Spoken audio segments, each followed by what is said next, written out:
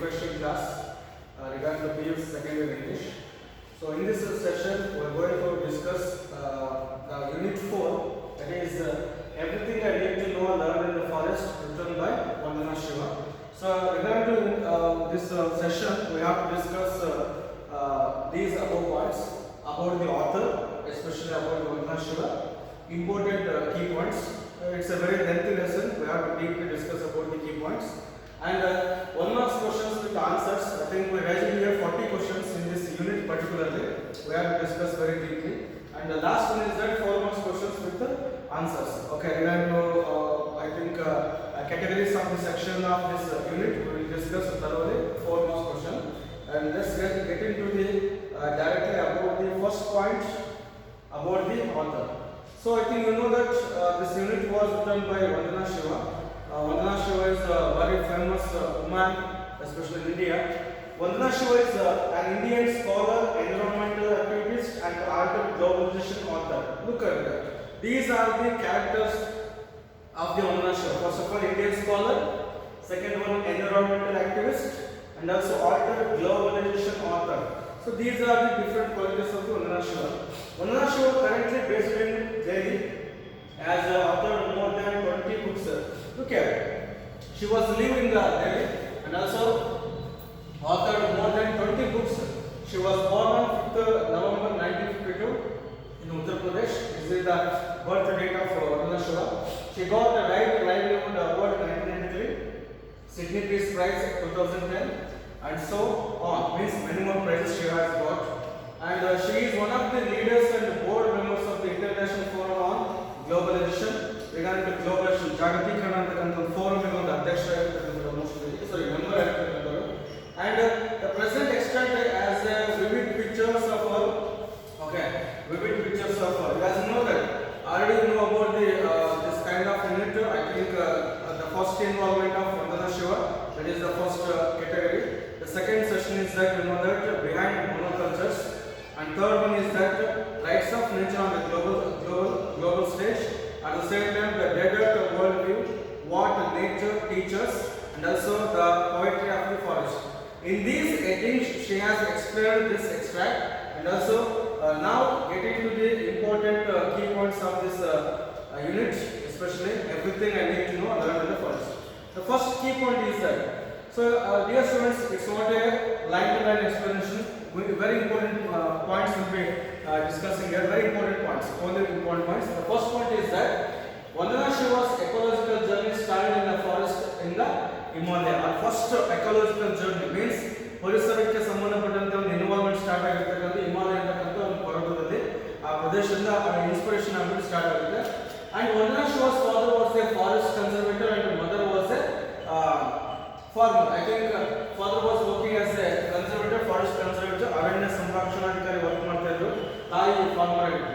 Vandana Shiva's mother composed songs and poems about trees, forest and India's forest civilization. Look at when she was in child, she listened the song from her mother, basically regarding to the trees, forest and Indian forest civilization. In this time, Vandana Shiva was brought up in the childhood. And the fourth point is that Vandana Shiva's ecological involvement began from Chipko. You know that. Our first involvement regarding to environment that started from the Chipko, a non-violent response to the deforestation that taking place in Himalaya region. Himalaya region ಬರ್ಕೊಂಡಿರ್ತಕ್ಕಂಥ ಒಂದು ಚಿಪ್ಕೋ ಅಂತ ಚಳವಳಿ ಮುಖಾಂತರ first involvement start ಆಗುತ್ತೆ. And fifth point is that in particular 1970 one thing was happened. A peasant woman of Garhwal came out in defense of the forest. Look at this incident influenced in the life of the Vandana Shiva. So she was more involved by this incident in the 1970. In 1973, another incident. Vandana Shiva wanted to see her favorite forest and swim in the stream before leaving for Canada to do her PhD. She wanted to go for Canada to do the PhD, but when she went to visit her favorite forest, favorite stream, but there is no stream, there is I think there is no forest. That's why she changed her perspective. Instead of going to Canada, I think she became a volunteer. In 1973, she became volunteer of the Chipko movement and done Padayatras, documenting the deforestation, forest activists, and spreading the message of Chipko by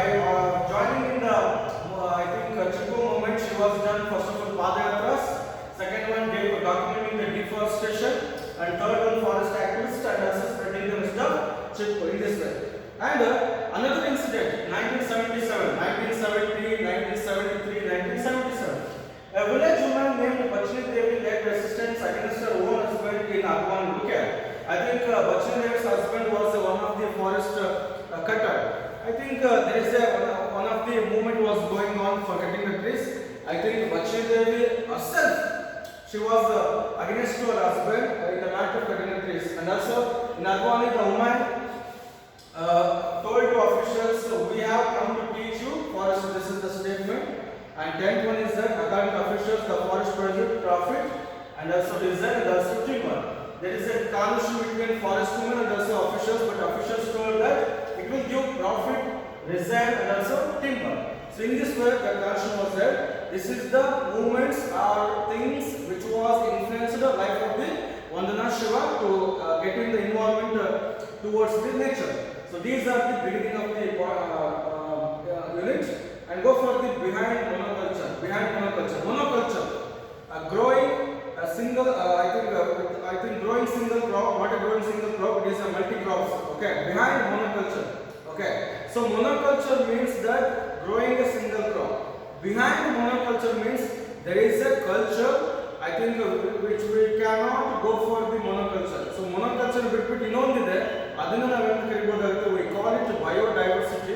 Okay, biodiversity means growing many more crops in a single place. Monoculture means growing a single crop in a particular place. Look at the differences. Look at it. Vandana Shiva learned about biodiversity and biodiversity based in economics by Chipko movement. Look at it. The biodiversity thought came by the Chipko movement. This is the one marks very important question. Where did she got the information? By the we can go for Chipko movement. Second one. Vandana Shiva's life mission is protection of biodiversity and biodiversity based living economics. So by this incident, she decided that I want to protect it. It's a life mission. Okay. Vandana Shiva wrote the book Monocultures of the Mind. Okay, she wrote a book Monocultures of the Mind. Keep in the memory. And in the Monocultures of the Mind, I think she was explained. Okay, the mind of about failure to understand biodiversity and its many functions. Okay, people cannot understand the biodiversity. So regarding that, she has written a book Monocultures of the Mind. Okay, and the 15th point is that Navadana farm was started in 1994 at June Valley, Uttarakhand province for demonstration and training of saving seeds. Look at, she was not only talking about the biodiversity, she implemented the biodiversity. That's why it started Navadana farm in 1994 at June Valley comes in Uttarakhand province. For which reason she started the I think Navadana farm? Demonstration and training. Demonstration and training of saving seeds. And next one. Then in Navadana farm, conserve and grow 600 varieties of rice, 150 varieties of wheat, and hundreds of other species. Look at the figure. 630 varieties of rice. ಅಕ್ಕಿ 630 ಬಗೆಗಳು, 150 ಬಗೆಗಳಿರ್ತಕ್ಕಂಥ ಗೋಧಿ, and other hundreds of other species she was protected in that Navadana farm. And 17th point is that according to Vandana Shiva, the conservation of biodiversity is answer to the food and nutrition crisis. In our nation, there is a crisis ಬಿಕ್ಕಟ್ಟಿದೆ. ಯಾವ ಬಗ್ಗೆ? ಆಹಾರದ ಬಗ್ಗೆ ಮತ್ತು ಪೌಷ್ಟಿಕಾಂಶದ ಬಗ್ಗೆ. ಅದನ್ನು solve ಮಾಡೋದಕ್ಕೆ choose ಮಾಡ್ಕೊಳ್ಳೋದು ಅಂದ್ರೆ biodiversity. So that is biodiversity is answer to the food and nutrition crisis. Next one. In 1987, Vandana Shiva started Navadana movement for biodiversity conservation under organic farming. 1987, Shiva started Navadana movement. ಚಳವಳಿಯನ್ನು start ಮಾಡ್ತಾರೆ. ಅದು ಏನಕ್ಕೋಸ್ಕರ? biodiversity conservation ಸಂರಕ್ಷಣೆಗೋಸ್ಕರ, organic farming ಬಗ್ಗೆ, ಸಾವಯವ ಕೃಷಿ ಬಗ್ಗೆ ಚಳವಳಿ ಮಾಡ್ತಾರೆ. So 19th point is that Vandana Shiva along with the farmers set up more than 100 community seed banks across India and saved more than 3,000 varieties, rice varieties. Vandana Shiva helped farmers make a transition from fossil fuel and chemical based monocultures to biodiverse ecological system. Look at it. This is the point. Farmers mind and change ಮಾಡಬೇಕಾಗುತ್ತೆ. fossil fuel and chemical based ಆಗಿರತಕ್ಕಂಥ monoculture ಇಂದ ಯಾವುದು convert ಆಗಬೇಕು? biodiversity ecological system convert ಮಾಡಬೇಕಾಗುತ್ತೆ. ಆ ಉದ್ದೇಶಕ್ಕೋಸ್ಕರ she was struggled much more. And 25th point, biodiversity has been Vandana Shiva's teacher of abundance and freedom for cooperation and mutual giving. ಪರಸ್ಪರ ತೆಗೆದುಕೊಳ್ಳುವಿಕೆ ಸಹಕಾರ ಅಂತಕ್ಕಂಥ ಕಾರಣ ಆಗುತ್ತೆ ಯಾವುದು? biodiversity ಅಂತಕ್ಕಂಥದ್ದು. And the next point is that after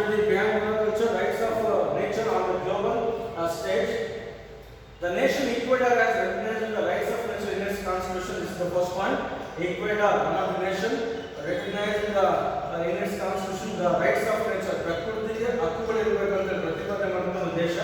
In April 2011, the United Nations General Assembly installed by the Constitution of Ecuador. So United Nations General Assembly ವಿಶ್ವಸಂಸ್ಥೆಯ ಸಾಮಾನ್ಯ ಸಭೆ ಅಂತಕ್ಕಂಥ ಇನ್ಸ್ಪಿರೇಷನ್ ಆಗುತ್ತೆ ಯಾವಾಗ ಅಂತಂದ್ರೆ ಈಕ್ವಡಾರ್ ಅಂತಕ್ಕಂಥ ದೇಶದ because it's adapted the rights of nature in its constitution. No one nation can adapt the rights to nature, but this is the only nation. At 24th point, Bolivia organized a conference on harmony with nature as a part of Earth Day celebration. Bolivia, I think this is the nation arranged a conference, ಒಂದು ಸಮ್ಮೇಳನ ಆಯೋಜನೆ ಮಾಡುತ್ತೆ. ಅದು harmony with nature, ಪ್ರಕೃತಿ ಜೊತೆ ಸಾಮರಸ್ಯ. Harmony means a good relation as a part of Earth Day celebration. In Bolivia, much of the discussion centered on ways to transform systems. Boliviaದಲ್ಲಿ concentration ಆಗಿರ್ತಕ್ಕಂಥ ಬದಲಾವಣೆ ಆಗ್ತಕ್ಕಂಥ ಪದ್ಧತಿ ಅದು ಯಾವುದು? Domination of people over nature, ಇದು ಬದಲಾವಣೆ ಆಗಬೇಕು. ಮೆನ್ ಓವರ್ ವುಮೆನ್, ಇದು ಬದಲಾವಣೆ ಆಗಬೇಕು. Rich over poor, this should be change. These are the concepts adopted in the Bolivia conference. And next 26th point is that separatism is indeed at the root of the disharmony with the nature and the violence against nature and people.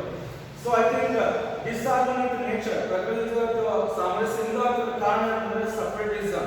Separatism means a separateness between the nature and human beings, you can call it. So that's what is the and violence against the nature and people. That concept apartheid means separateness introduced by South African economist Carmen William.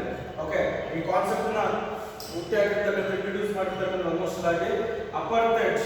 Okay, so ಇದು ವರ್ಣಭೇದ ನೀತಿ ಅಂತ ಇರ್ತೀವಿ. ಆದರೆ ವರ್ಣಭೇದ ನೀತಿಗೋಸ್ಕರ ಅವತ್ತು ಹೋರಾಟ ಮಾಡಿದ್ರು. But ಇವತ್ತು ವರ್ಣಭೇದ ನೀತಿ ಅಂತ ಯಾವ್ದು ಮಧ್ಯೆ ಬಂದಿದೆ? ಜನರು ಮತ್ತು ಪ್ರಕೃತಿ ಮಧ್ಯೆ ಬಂದಿದೆ ಅಂತೇಳಿ ಒಂದಷ್ಟು ಪ್ರಿಫರ್ ಮಾಡ್ತಾರೆ. So refer the Carmen William name. Today we have to move from separateness of humans from nature. This is the point in our minds and lives. ನಮ್ಮ ಮನಸ್ಸಿನಲ್ಲಿ ನಮ್ಮ ಜೀವನ ಶೈಲಿಯಲ್ಲಿ ಬದಲಾವಣೆ ಆಗಬೇಕು.